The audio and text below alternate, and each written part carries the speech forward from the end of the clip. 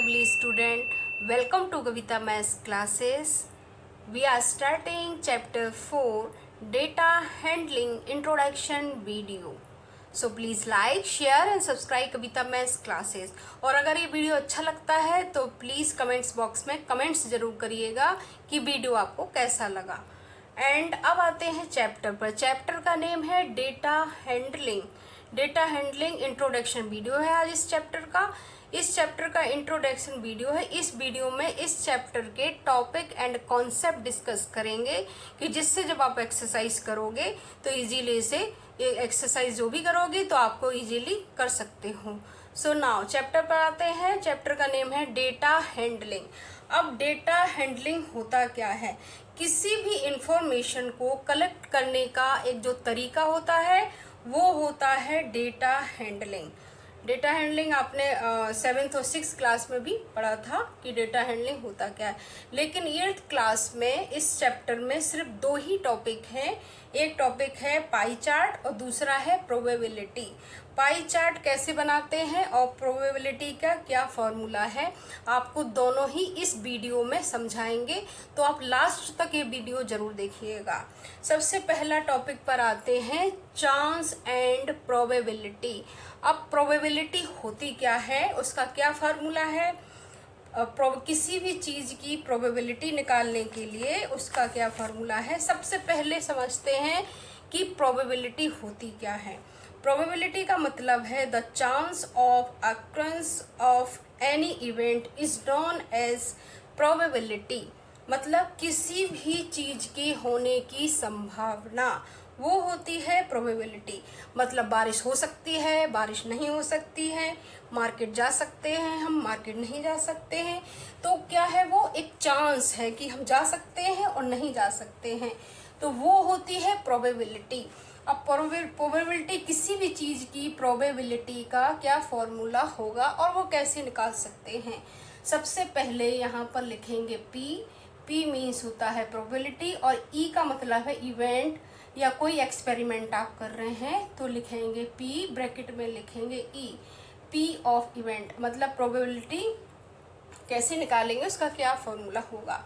उसका फॉर्मूला है number of outcomes favourable on event upon total number of outcomes. अब इस क्वेश्चन में समझेंगे कि इस फॉर्मूला में किस चीज का क्या मतलब है। Number of outcomes favourable, numbers of outcomes favourable. अब आउटकम्स क्या होता है, आउटकम्स का क्या मतलब है। आउटकम्स का मतलब है आउटकम्स, आउटकम्स का मतलब क्या है यहाँ पर। आउटकम्स का मतलब है रिजल्ट्स ऑफ एन एक्सपेरिमेंट।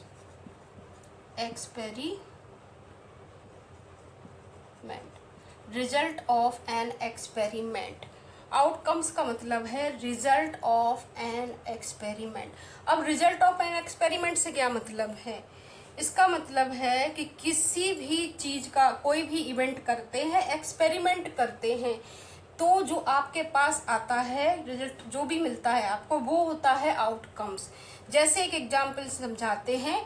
कोई कॉइन आपने एक यहाँ पर लिया और उसे कॉइन को टॉस किया, ठीक है, कॉइन को टॉस किया तो उसमें क्या आएगा, या तो टेल आएगा या हेड आएगा, टेल आएगा या हेड आएगा। कॉइन को जब टॉस करेंगे तो टेल आएगा या हेड आएगा, तो उसका जो भी आपको मिलता है टेल एंड हेड, ये क्या है आउटकम्स, ये होते हैं आउटकम्स।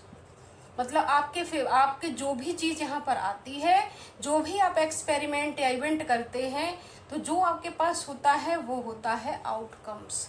अब फेवरेबल आउटकम्स का क्या मतलब है। फेवरेबल आउटकम्स, फेवरेबल आउटकम्स का क्या मतलब है, अब आपको समझाते हैं कि फेवरेबल से यहाँ पर क्या मतलब है।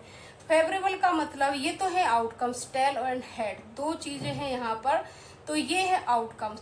अगर आपके पास टेल आता है तो ये हो गया फेवरेबल, मतलब इस टेल की बात यहाँ हो रही है तो ये हो जाएगा फेवरेबल आउटकम्स। अगर हेड आता है तो हेड की बात हो रही है तो हेड क्या हो जाएगा फेवरेबल आउटकम। मतलब जिसकी पर्टिकुलर किसी भी चीज की बात हो रही है तो वो हो जाएगा फेवरेबल आउटकम्स। आया समझ में आपको कि फेवरेबल आउटकम्स क्या होता है, आउटकम्स क्या होता है और प्रोबेबिलिटी का क्या फॉर्मूला होता है। सो नाउ अब बात करेंगे सैंपल स्पेस। सैंपल स्पेस क्या होता है, अब इसकी बात करेंगे कि सैंपल स्पेस क्या होता है। सैंपल स्पेस, सैंपल स्पेस होता क्या है। अगर कोई भी आउटकम आपके पास है तो उसको सबसे पहले उसका सैंपल स्पेस निकालेंगे, फिर इसके बाद उसकी प्रोबेबिलिटी निकालेंगे। सैंपल स्पेस होता है set of all possible outcomes, set of all possible outcomes. अब इसका क्या मतलब है, सैंपल स्पेस का मतलब आपके पास जो भी आउटकम्स है वो पॉसिबल है, हाँ ये हो सकता है, ये चीज आएगी ही आएगी, तो वो होता है सैंपल स्पेस। अगर किसी भी सैंपल स्पेस किसी भी आउटकम्स को अगर आप एक कर्ली वाले ब्रैकेट में ऐसे जो एक ब्रैकेट होता है, अगर किसी भी ब्रैकेट कर्ली वाला जो एक ब्रैकेट होता है अगर उसमें ऐसे पुट करते हैं कोई भी आउटकम्स, तो वो होता है सैंपल स्पेस। जैसे एक एग्जांपल लेते हैं, आपके पास हेड एंड टेल है, तो उसका सैंपल स्पेस कैसे निकालेंगे। सैंपल स्पेस आप कैसे निकालेंगे, सबसे पहले कर्ली वाला एक ब्रैकेट बनाएंगे, उसमें लिखेंगे हेड एंड टेल। तो ये जो ब्रैकेट है वो इसके अंदर आपने जो भी आउटकम्स आपका आया वो इसके अंदर आपने पुट कर दिया, तो वो हो जाएगा उसका सैंपल स्पेस। जैसे एक एग्जांपल लेते हैं कि आपके पास एक डाइस है और डाइस में कितने नंबर होते हैं, 1 2 3 4 5 6, मतलब कुछ भी आ सकता है, आपके 1 आ सकता है, 2 आ सकता है, 3 आ सकता है, 4 आ सकता है, 5 आ सकता है एंड 6 आ सकते हैं। तो वो क्या हो गए, उसके आउटकम्स हो गए। तो ये सिंपल स्पेस का क्या होगा, सिंपल स्पेस एक कर्ली वाला ब्रैकेट लिखेंगे, 1 2 3 4 5 एंड 6। तो इस तरीके से ये सिंपल स्पेस होता है। जो भी आउटकम्स आपका होता है आपके पास वो इस कर्ली वाले ब्रैकेट के अंदर आप पुट करते हैं, तो वो होता है उसका सैंपल स्पेस। आपको समझ में आ गया होगा बच्चों कि कैसे सैंपल स्पेस निकालते हैं। और अब आते हैं कैसे प्रोबेबिलिटी के क्वेश्चन आ सकते हैं और प्रोबेबिलिटी का क्या फार्मूला में कैसे पुट करेंगे। सो नाउ डिस्कस करेंगे। एक एग्जाम्पल और लेते हैं प्रोबेबिलिटी का। अब आपको समझाते हैं कि प्रोबेबिलिटी होती क्या है।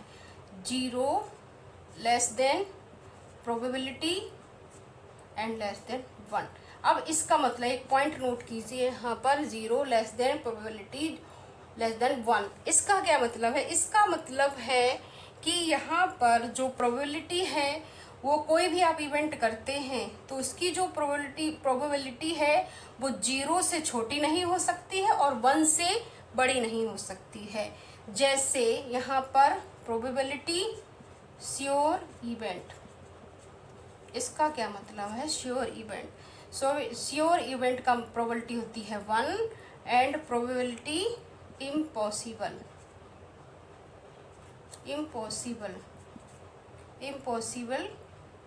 इवेंट, इसकी जो प्रोबेबिलिटी होगी वो होगी 0। अब यहाँ पर श्योर इवेंट क्या हो, इम्पॉसिबल इवेंट क्या है। श्योर इवेंट का मतलब है जब कोई भी काम या कोई भी इवेंट करते हैं उसकी जो प्रोबेबिलिटी होगी कि ये काम पक्का है, ये तो होना ही होना है, ये आना ही आना है, तो वो उसकी जो प्रोबेबिलिटी होती है वो होती है 1।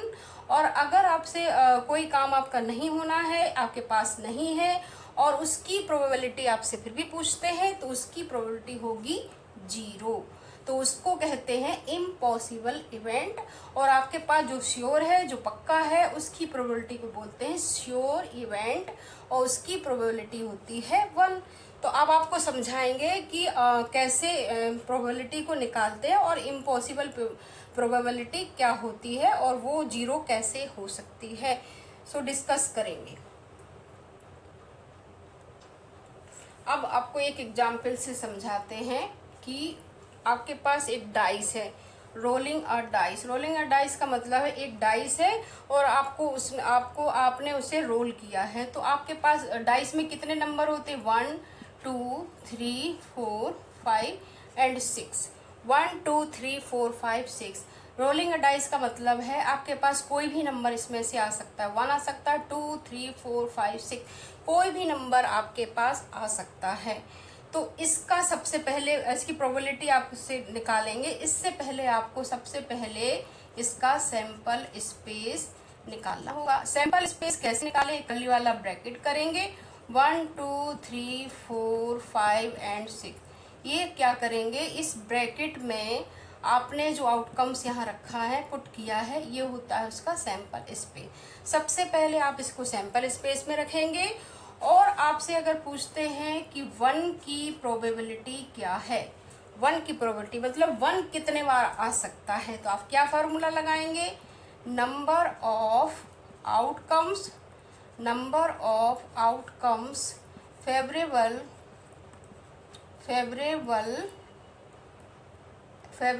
ऑन इवेंट, क्या लिखेंगे? टोटल नंबर ऑफ आउटकम्स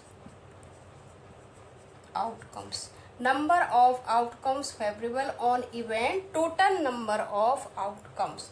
इसका क्या मतलब है? इसका मतलब है कि 1 यहाँ कितने बार आ सकता है, तो 1 का क्या फॉर्मूला होगा। अब क्या करेंगे यहाँ पर, अब इसमें इसको सेट करेंगे।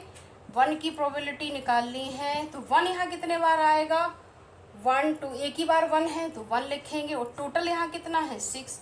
तो 1 की प्रोबेबिलिटी क्या होगी? 1/6। अगर 3 की निकालना है तो भी 1/6 होगी, क्योंकि 3 भी एक ही बार आ सकता है यहाँ पर।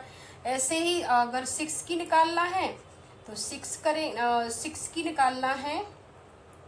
अगर 5 की निकालना है तो 1/6। तो यहाँ पर सबकी प्रोबेबिलिटी है 1 आएगी, और टोटल नंबर ऑफ नीचे करेंगे तो 6 हो जाएगी। तो इस तरीके से आप प्रोबेबिलिटी निकाल सकते हैं। अगर आपसे पूछा जाएगा कि 7 की प्रोबेबिलिटी क्या होती है, 7 की प्रोबेबिलिटी कैसे निकालोगे आप?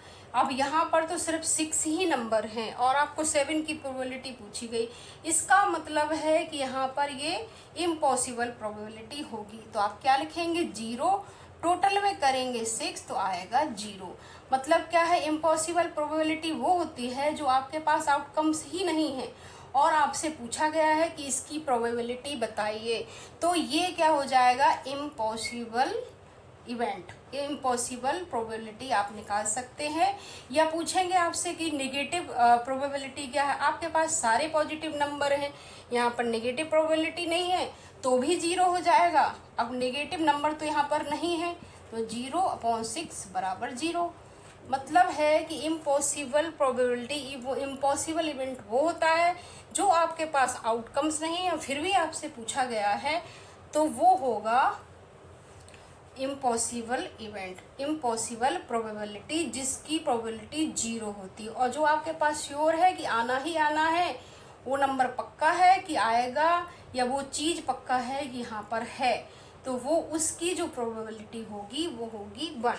अब आपको एक एग्जाम्पल से और समझाते हैं कि प्रोबेबिलिटी निकालते कैसे हैं, उसके कैसे फॉर्मूला यहाँ है और कैसे क्वेश्चन आ सकते हैं। So let's come to the other part.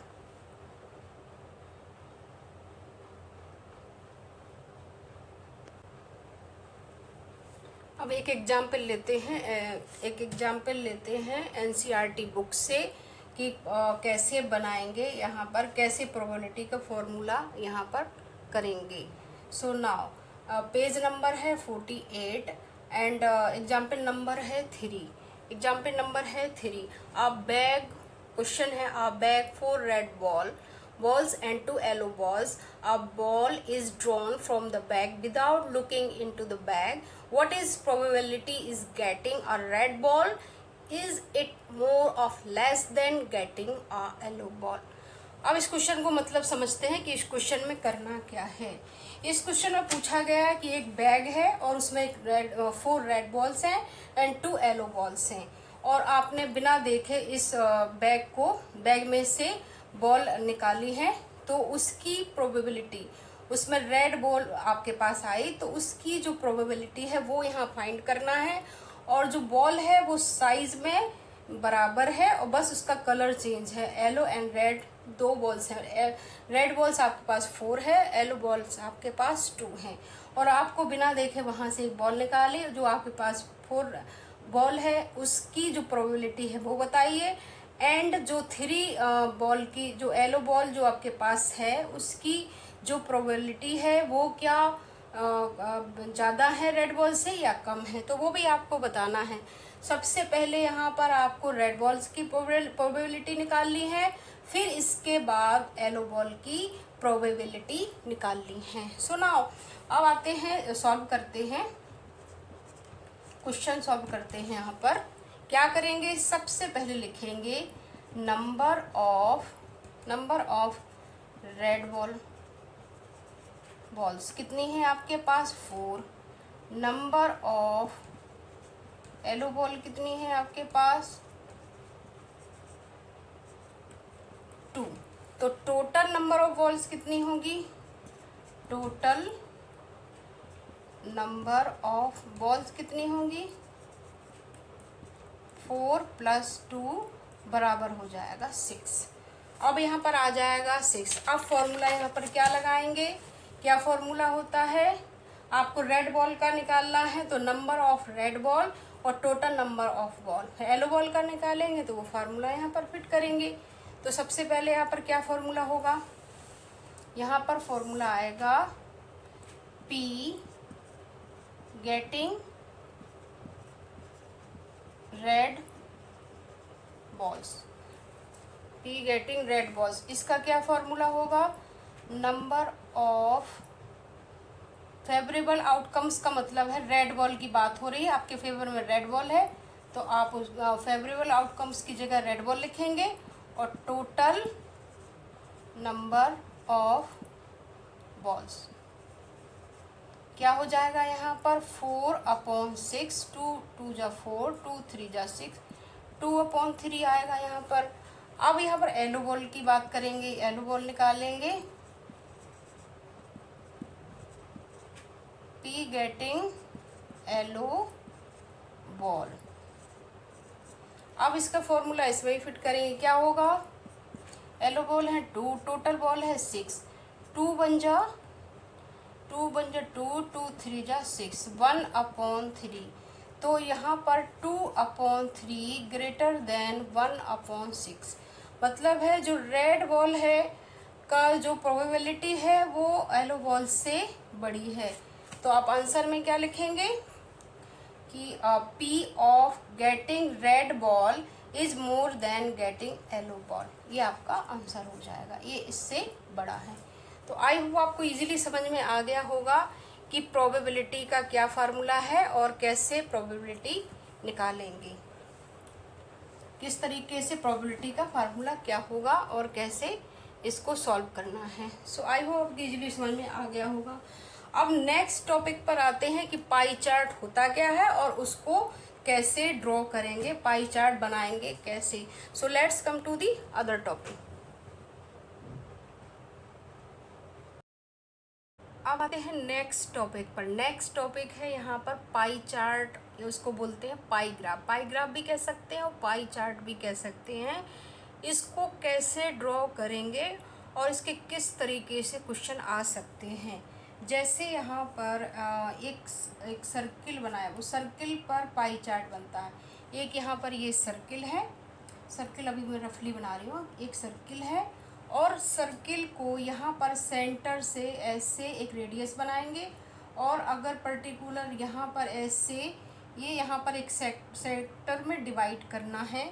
अगर सेक्टर में ऐसे डिवाइड करते हैं और जो भी इन पर इंफॉर्मेशन होती है, डेटा इंफॉर्मेशन होती है, उसका जो भी डेटा है यहाँ पर ये इंफॉर्मेशन देता है कि किस पार्ट में कौन सा डेटा आएगा।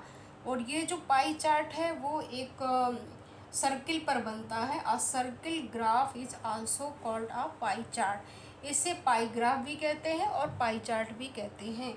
और ये किस तरीके से क्वेश्चन आएंगे और किस तरीके से ड्रॉ करेंगे, तो आते हैं आप क्वेश्चन पर। एक एनसीईआरटी एक बुक से लेते हैं, एनसीईआरटी बुक से लेते हैं example number 2 page number 42, page number 42 example number 2 कि किस तरीके से पाई चार्ट ड्रॉ करेंगे। सो अब आते हैं क्वेश्चन पर। क्वेश्चन है on a particular day the sales in rupee of different items of bakers. एक बेकरी है यहाँ पर और उसमें डिफरेंट आइटम और सेल्स हुए, तो उसकी आपको पाई चार्ट ड्रॉ करना है कि पाई चार्ट कैसे ड्रॉ करेंगे। तो जैसे यहाँ पर ऑर्डिनरी ब्रेड है, ऑर्डिनरी ब्रेड जो यहाँ पर 320 रुपीज़ के सेल्स हुए। फ्रूट ब्रेड है 80 रुपीज़ का सेल्स हुआ। केक केक एंड पेस्ट्री है वो 160 रुपीज़ की है। बिस्किट 120 रुपीज़ के सेल्स हुए। एंड अदर्स जो छोटे छोटे आइटम कुछ भी यहाँ पर सेल्स हुआ वो है 40 रुपीज़ का।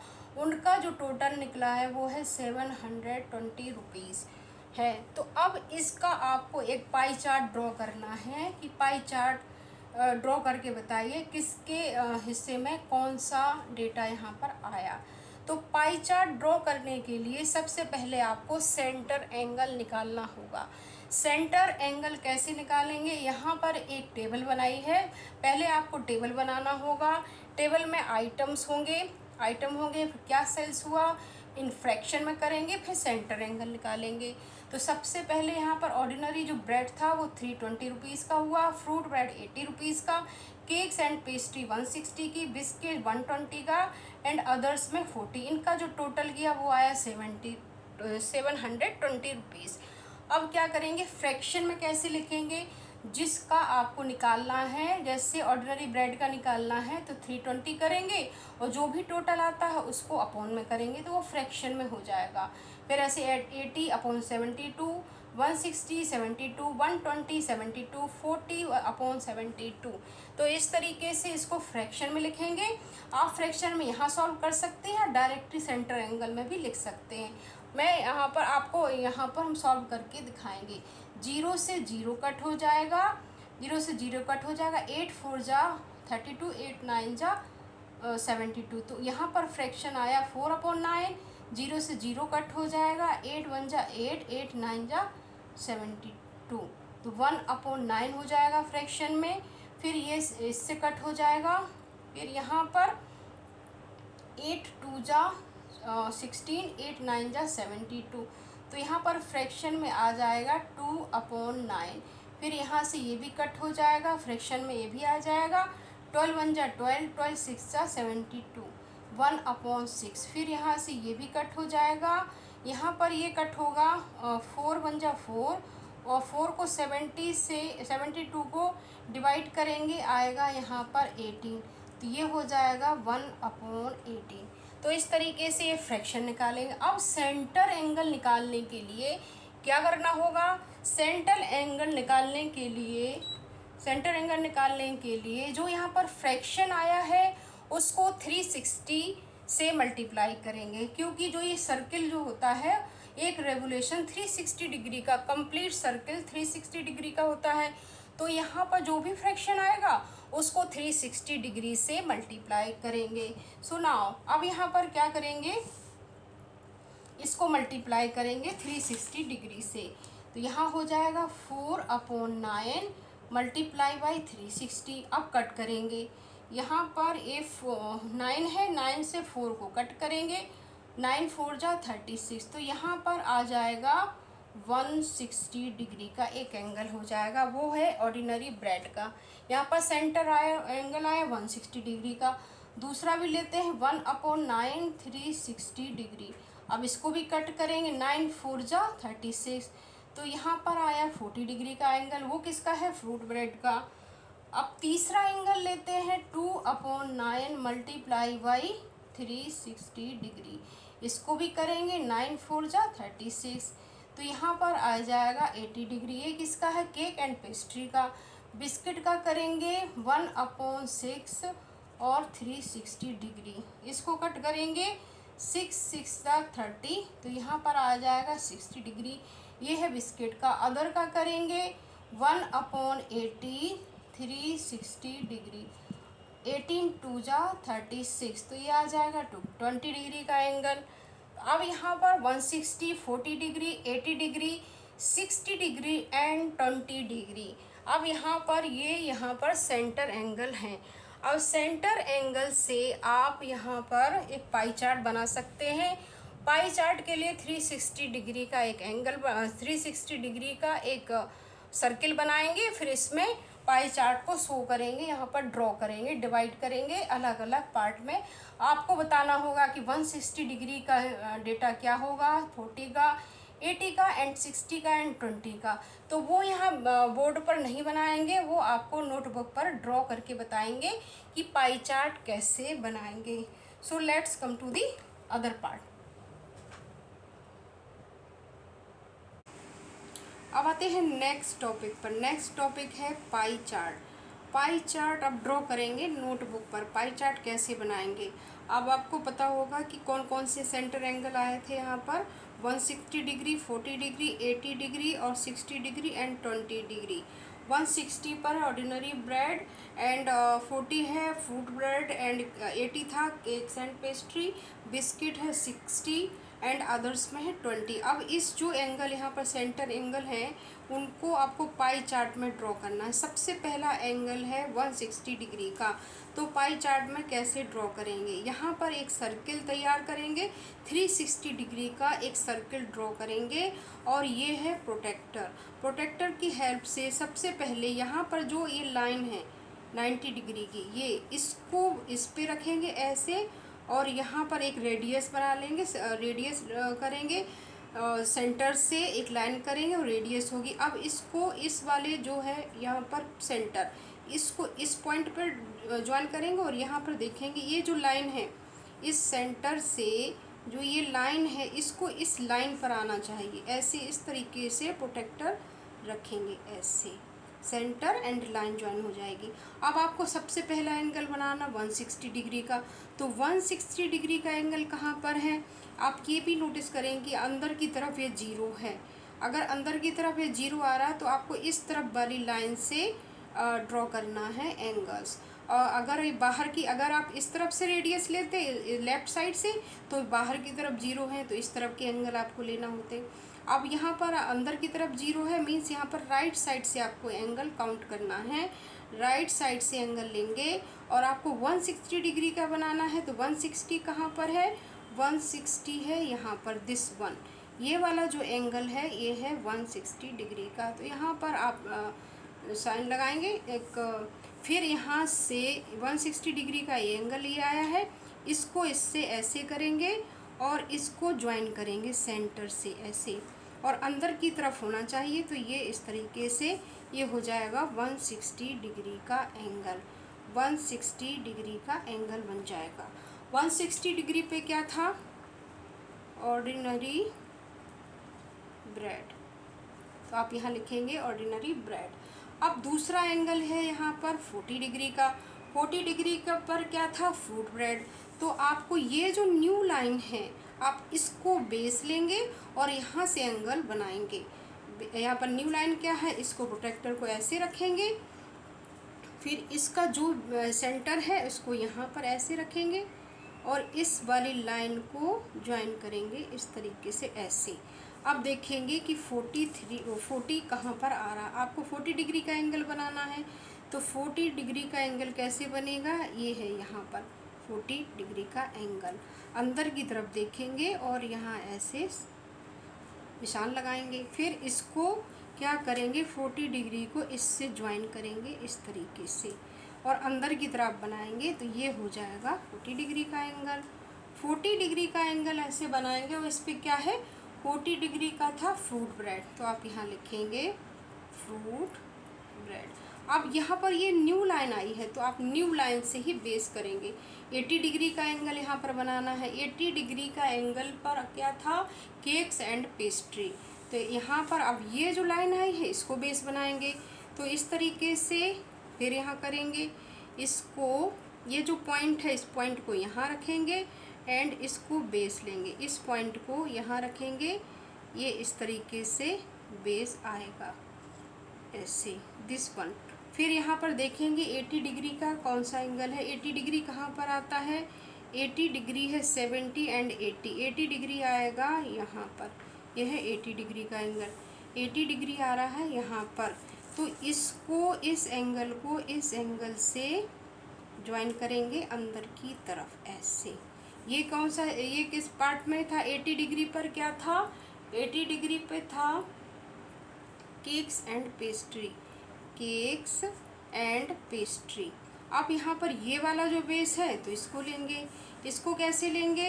ऐसे करेंगे, इसको जो सेंटर की वाली लाइन है इसको इससे ज्वाइन करेंगे और ये ऐसे लाइन करेंगे। अब यहाँ पर देखेंगे कि आपको 60 डिग्री का एंगल बनाना है। 60 डिग्री कहाँ पर है? इसको ऐसे करेंगे, दिस वन। अब इसको बेस लेंगे, यहाँ से ये जो सेंटर है, सेंटर से ऐसे लाइन करेंगे और इस लाइन को इस लाइन से करेंगे ज्वाइन। अब देखेंगे 60 डिग्री कहाँ आ रहा, 40, 50, 60, 60 डिग्री आ रहा है यहाँ पर, दिस वन। तो इस वाली लाइन को इस लाइन से ज्वाइन करेंगे, इस तरीके से पॉइंट करेंगे, ये अंदर की तरफ लेंगे इसको ऐसे, दिस वन, 60 डिग्री, ये हो जाएगा 60 डिग्री का एंगल। तो यहाँ पर 60 डिग्री का जो एंगल था वो क्या था? 60 डिग्री का एंगल था आपका बिस्किट का, बिस्किट, बिस्किट्स। एंड ये जो एंगल बचा है ये आता है आपका अदर्स में। इसको बनाने की ज़रूरत नहीं है, इस एंगल को बनाने की ज़रूरत नहीं है। तो पाई चार्ट इस तरीके से ड्रॉ करेंगे। आपके 160, 40, 80 एंड 60 एंड 20 डिग्री, ये है 60 डिग्री का एंगल, ये है 20 डिग्री का एंगल। तो इस तरीके से इस प्रोटेक्टर की मदद से आप कर सकते हैं।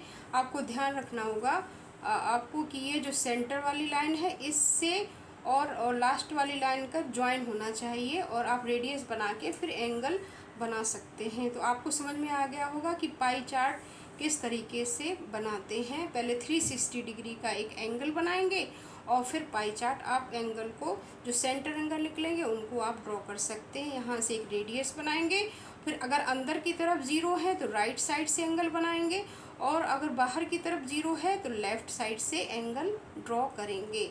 आई होप आपको पाई चार्ट समझ में आ गया होगा कि किस तरीके से ड्रॉ करेंगे।